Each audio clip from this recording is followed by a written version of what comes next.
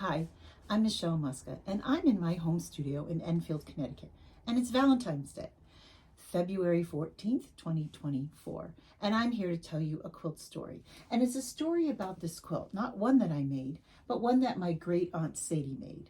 She's from Carina, Maine.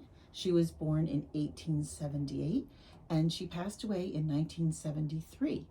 Her name was Sarah Lovely Mullen, and everyone called her Sadie. Known as kind of a quiet, sweet woman and very frugal. So apparently this is the only quilt that she made. Her sister Mercy was the quilt maker of the family and won many prizes throughout country fairs in Aroostook County, Maine, and all over actually the state. But this one quilt has been handed down. I'm not sure how it quite got to my mom, and she has entrusted it to me. And it was dated for, I think, about 1930 by Mary Kay Waldvogel at an event some years ago. And Mary Kay was very excited when she saw this quilt.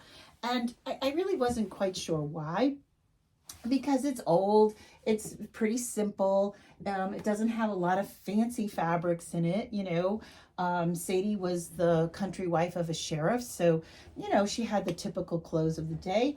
And there was a few pieces of velvet, and it's machine pieced, and then it does have hand stitching around it, mostly the feather stitch. There are some chain stitching stitches around and around the border, but it was the back that she was really interested in. So let me just talk about the binding a little bit. It is pieced.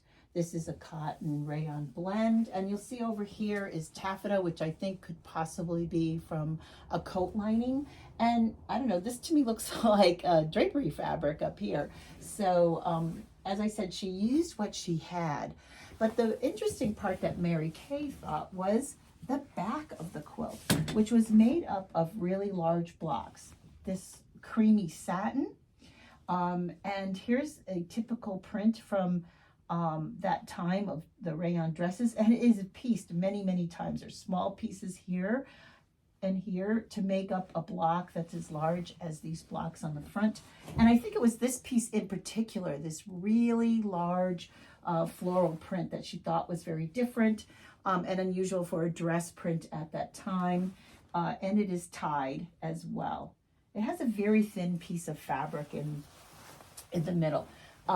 This quilt will be hanging at QuiltCon in the Quilt Alliance booth, and between February, I think, 22nd and 25th.